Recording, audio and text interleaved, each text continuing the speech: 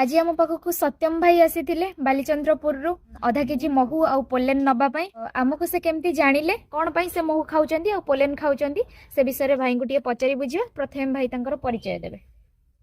हाय मो ना सत्यम मु बैंगलोर रे रहे आम लोकल एरिया रे कोठी मोर प्योर सोर्स मिलची मु देखिया को चेष्टा कली तो मु मैडम को वीडियो देखी पोलेन विषय मु आगुरु प्रायतः जान नथिली किंतु परे मु जानिली आ विषय इंटरनेट रे सर्च मध्य कली जानिया पाइली पोलेन रे बहुत नेचुरल प्रोटीन सोर्स थाए सेना कि मु पोलेन एटू नबा को पसंद कली आ बण तुलसी मऊ विषय आगुरु मु जान नथिली बण तुलसी मऊ मिले बोली मु जान नथिली तो जेहेतु मिलला मु नहीं बहुत खुशी अच्छी आ महू मु प्रायतः सब यूज करे। खाइबा द्वारा कौन कौन बेनिफिट हुए माने आपण आगुरु जानि चंती ए मोटा खाइबा द्वारा कौन कौन बेनिफिट हुए सेटा ठंडा ज्वर पई कोंती प्रायतः तुलसी महू बहुत बेनिफिशियल बोली कोंती आ कोलेस्ट्रॉल कमे रे गरम पानी कोलेस्ट्रॉल कमे पई भी महू यूज करा जाए।